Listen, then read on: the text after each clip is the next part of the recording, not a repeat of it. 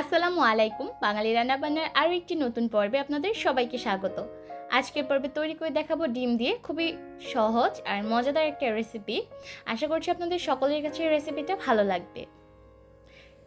প্রথমেই একটা বাটিতে আমি একটা ডিম ভেঙে নিয়েছি আর এর মধ্যে দিয়ে দিয়েছি 1 টেবিল চামচ পেঁয়াজ কুচি, সেই সাথে একটা কাঁচামরিচ কুচি, আর তার সাথে দিয়ে দিলাম 1 চিমটির মতো লবণ। এবার খুব ভালোভাবে ডিম আর পেঁয়াজ একসাথে মিশিয়ে নিচ্ছি। এবার চুলায় একটা প্যান বসিয়ে এর মধ্যে নিয়ে নিলাম 1/4 কাপ রান্নার রেগুলার তেল। আর তেলটা গরম হয়ে এলে এর মধ্যে আগে থেকে ফেটিয়ে রাখা ডিমটা ঢেলে দিলাম। চুলার আঁচ মিডিয়াম হাই হিটে রেখে এই ডিমটাকে ভেজে নিচ্ছি।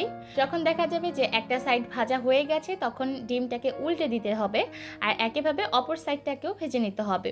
আর ভেজে নেওয়া হয়ে গেলে আমি একটা চামচের সাহায্যে ডিমটাকে ভাজ করে নিচ্ছি। পাটিসাপটা পিঠা তৈরি করার সময় আমরা রুটিটাকে যেভাবে ভাজ করি ঠিক সেভাবেই ভাজ করে নিতে হবে।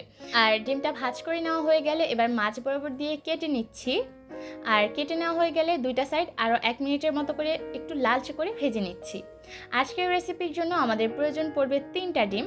আমি একটা ডিম এখন ভেজে নিলাম, বাকি ডিম দুইটাকেও একইভাবে ভেজে নিব। আর সবগুলো ডিম যখন ভেজে নেওয়া হয়ে যাবে তখন চলে যাব মূল রান্নায়। তার জন্য চুলায় একটা প্যান বসিয়ে দিয়েছি আর এর মধ্যে নিয়েছি 1/3 কাপ রান্নার রেগুলার তেল। তেল গরম হয়ে এলে এর মধ্যে দিয়ে দিলাম 1/4 কাপ পেঁয়াজ কুচি আর সেই সাথে কাঁচামরিচ। আর কাঁচামরিচগুলোকে আমি ফালি করে ব্যবহার করেছি। এবার পেঁয়াজটাকে একটু ভেজে নিচ্ছি। যখন পেঁয়াজটা ভাজা হয়ে যাবে আর এর মধ্যে একটা লালচে রং আসা শুরু করবে, ঠিক সেই পর্যায়ে আদা রসুন বাটা দিয়ে দিলাম 1 চা চামচ। এবার আদা রসুন বাটাটাকেও কিছুক্ষণের জন্য ভেজে নিচ্ছি যাতে করে আদা রসুনের কাঁচা গন্ধ চলে যায়। আর এর মধ্যে সামান্য একটু পানি দিয়ে দিলাম, সেই সাথে চুলার আঁচটাকেও একদম লো করে দিয়েছি। এবার এর মধ্যে বাকি গুঁড়া মশলাগুলো যোগ করব। 1 চা চামচ দিলাম হলুদের গুঁড়া, আধা টেবিল চামচ দিলাম লাল মরিচের গুঁড়া, স্বাদ অনুযায়ী দিলাম লবণ, 1 চা চামচ দিলাম গরম মশলার গুঁড়া আর 1 চা চামচ দিলাম ভাজা জিরার গুঁড়া। এবার মশলাগুলোকে খুব ভালোভাবে কষিয়ে নিতে হবে।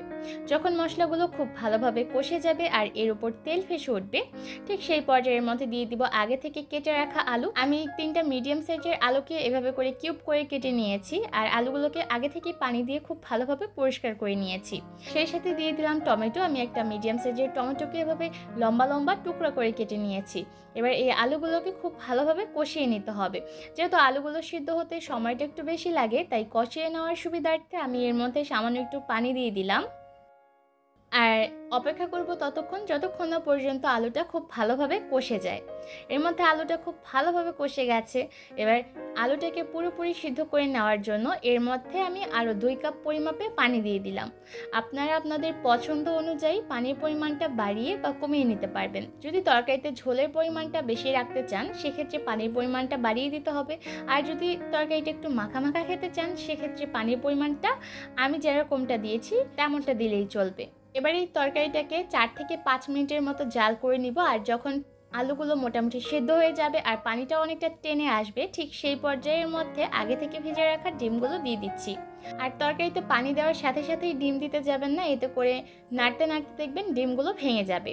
তাই তরকারিটা যখন একটু হয়ে আসবে ঠিক তার আগ মুহূর্তে ডিমগুলো দিয়ে দিতে হবে। আর ডিম দিয়ে দেওয়া হয়ে গেলে এর মধ্যে আমি আরও আধা চা চামচের মতো ভাজা জিরার গুঁড়া দিয়ে দিলাম। তারপর খুব ভালোভাবে নেড়েচেড়ে মিশিয়ে নিলাম। এবার এই তরকারিটাকে আরও 4-5 মিনিটের মতো জাল করব, যতক্ষণ না পর্যন্ত ঝোলটা একটু আলুর গায়ে গায়ে চলে আসে। এই যে দেখতে পাচ্ছেন এর মধ্যে কিন্তু ঝোলটা অনেকটা মাখো মাখো হয়ে এসেছে।